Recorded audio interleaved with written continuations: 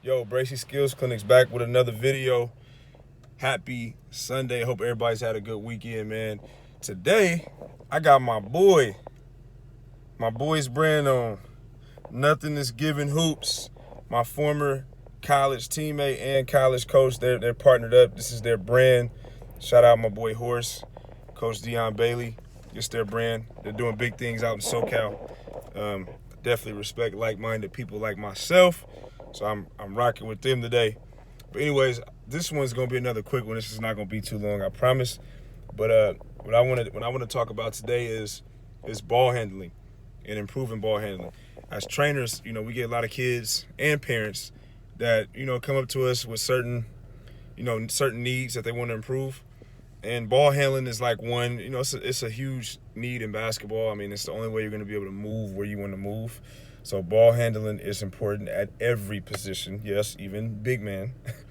But with ball handling, I think a lot of kids and a lot of parents, they look at ball handling as something that they do with just the upper body, like moving their shoulders and trying to move as fast as they can. But people overlook how much lower body plays a part in ball handling.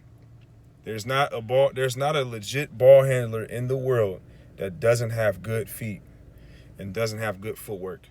Okay, you have to move your feet when you're improving your ball handling skills.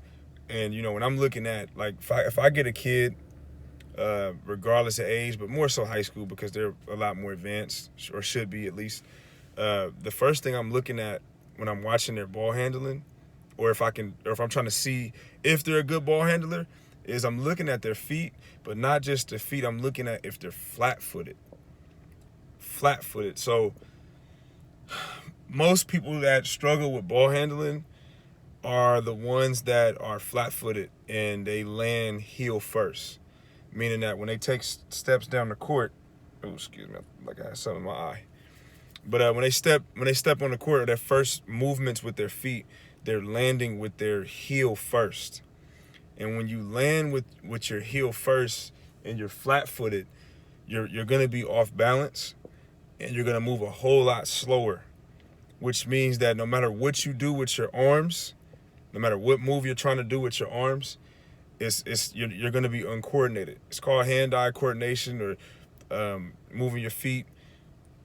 You can't land flat-footed. You can't land heel first when you're trying to be an effective ball handler, because you got to move up and down the court, and you have to. That I always like to say, when we do certain drills, like for example, if I tell my clients, hey, I want a double crossover between the legs, right? I try to tell them, hey, move your feet with the bounce of the ball. So every time that ball bounces on the ground, you should be moving your feet, even if it's quick taps with your feet.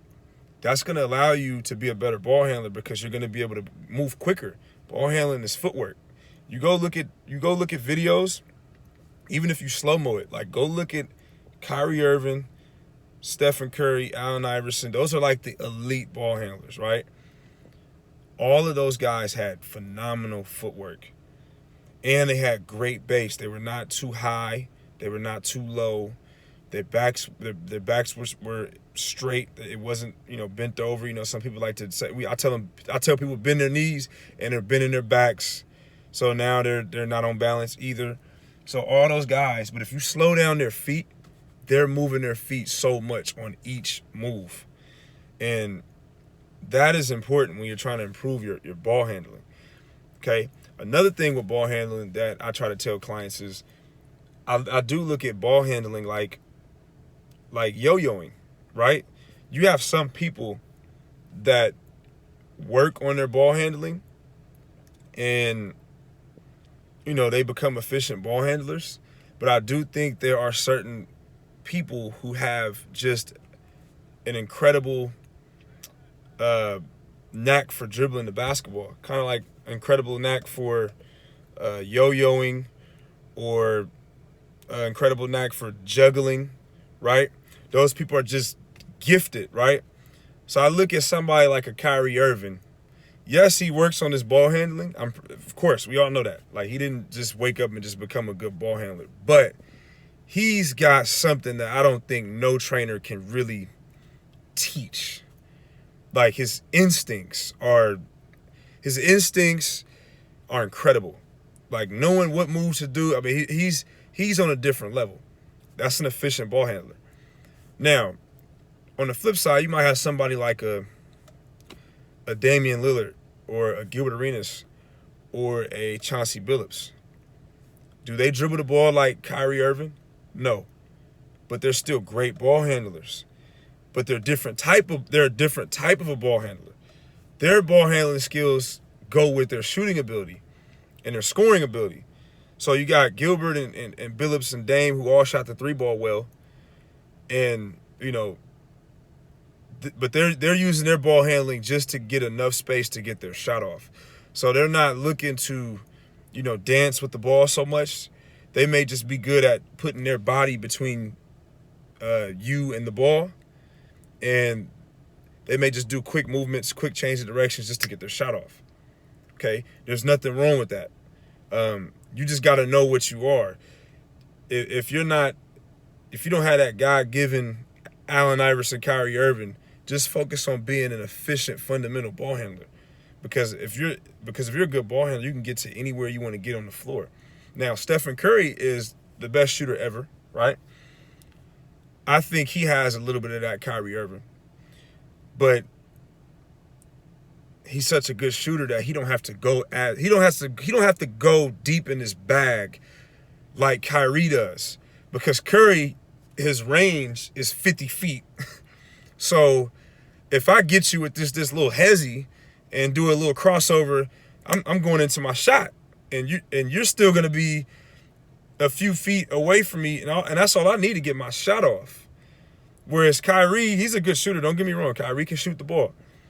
But he's not as good of a shooter as Steph. Steph is different. So Kyrie may have to go get in this bag to dance with you, get by you, go to the basket, then do this up and under reverse layup, or dance with you. Now you're all the way inside the three-point line, step back three. Steph is like, boop, boop, shot, boop, boop, shot, boop, boop, boop. Oh, you with me again? Oop, step back. It's a different type of ball handler. So I hate when people ask me, oh, who's a better ball handler, Steph Curry or Kyrie Irving? I'm like, they don't handle the ball the same way. Like, there's different types of ball handling.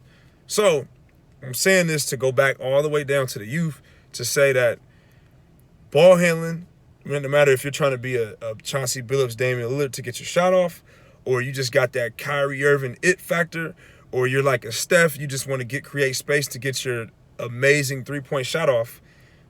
No matter what type of ball handler you are, you got to have good feet. You got to have good feet.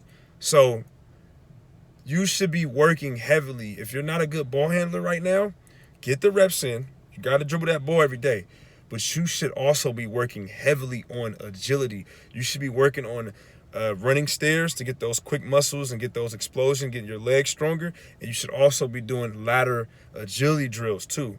Because as much as you want to improve as a ball handler, you got to have good feet.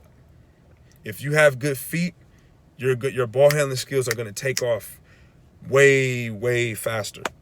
And I've seen that work for a lot of kids. I've seen kids ball handling go from being poor, but they had decent feet naturally, and their ball handling improved like instantly because they had natural good feet.